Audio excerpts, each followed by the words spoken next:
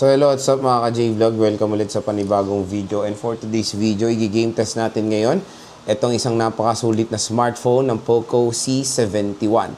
Maganda kaya to for gaming. Tara mga ka-J-Vlog, check natin.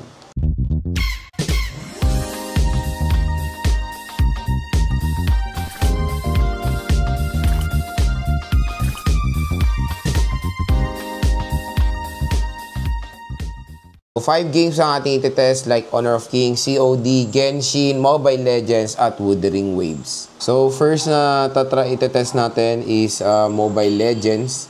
So, ito ang settings natin. Map quality, ultra, model quality, standard. Lahat nasa mataas. Effects quality high, refresh rate high, resolution HD.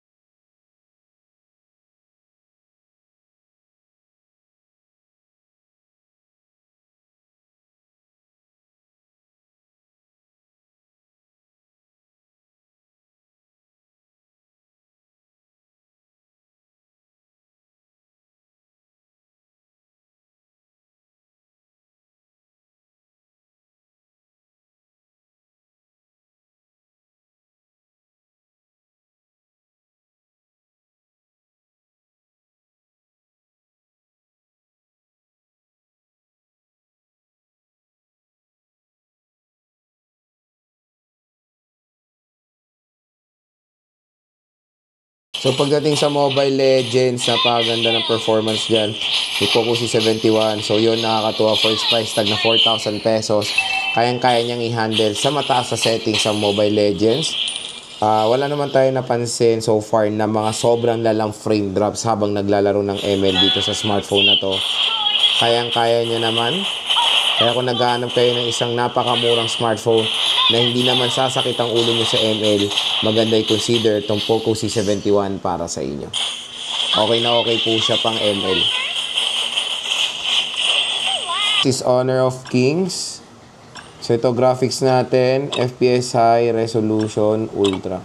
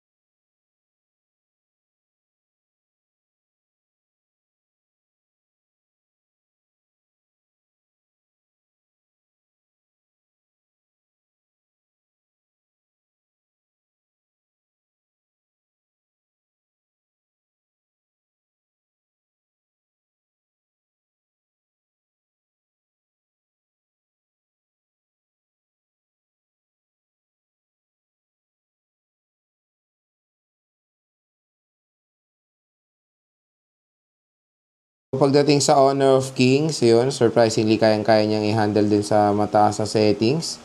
Playable naman po dito ang Honor of Kings sa Poco C71. Wala rin tayo na-experience sa mga malalang frame drops while playing this game dito sa smartphone na to. So next is COD, Battle Royale. Wait lang. So graphics natin medium. Tapos frame rate natin nasa high.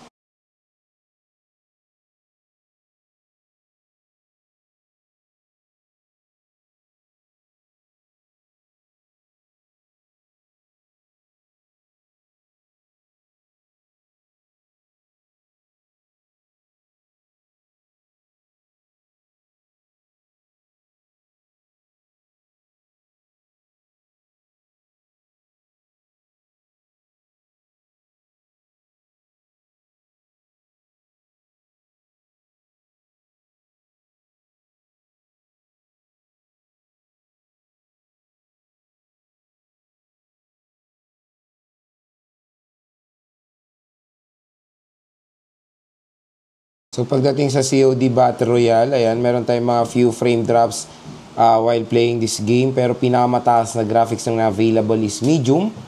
Pero so far playable naman siya, mga ka-J-Vlog. Naka-experience na naman medyo pagka-warm na dito sa device, pero manageable pa rin naman. So yun, makakalaro naman kahit papaano ng Battle Royale dito sa Poco C71.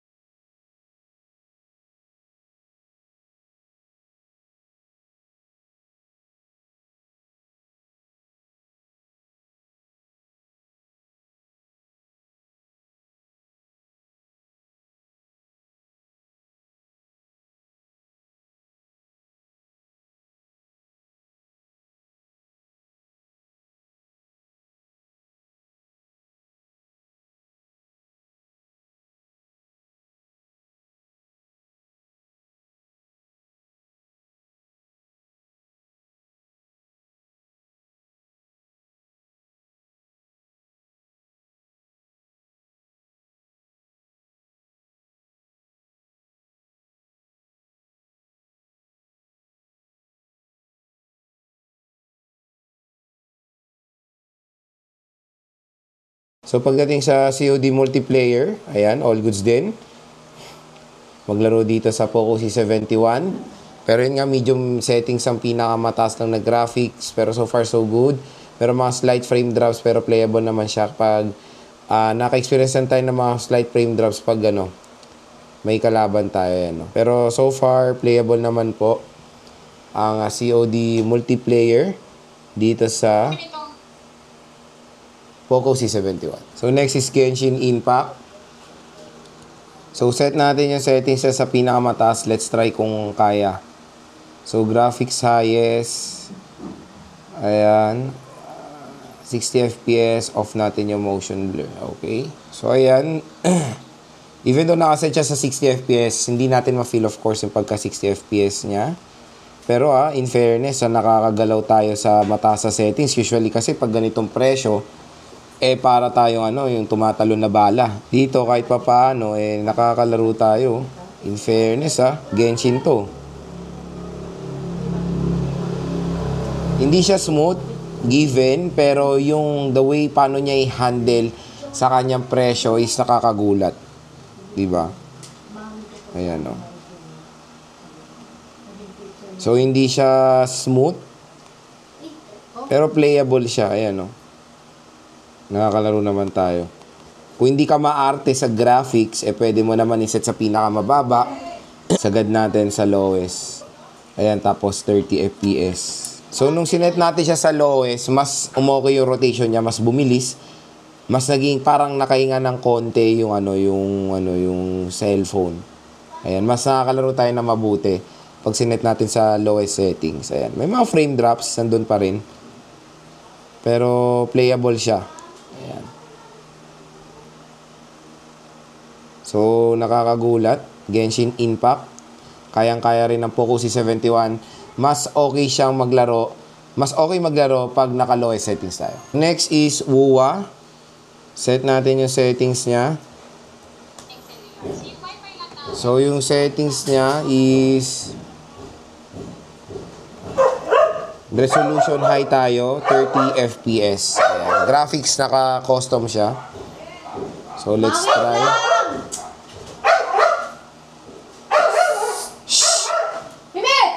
So, kung makikita nyo, when it comes sa WUWA, nakaka-play naman tayo. Pero, yun. May mga frame drops pa rin tayo from time to time. Siyempre, when buying the smartphone sa ganito, asahan nyo na hindi smooth.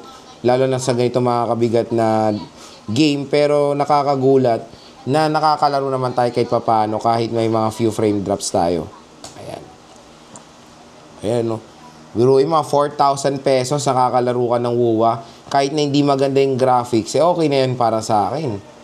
Pero yun, since when it comes sa pag-overheat, medyo nagiging warm na yung smartphone sa bandang joystick niya. Yan, So yun, nakakalaro naman tayo ng WUWA dito, pero always manage your expectation while playing dito, hindi po siya. Mga ka-J-Vlog, yung game test natin dito sa Poco C71.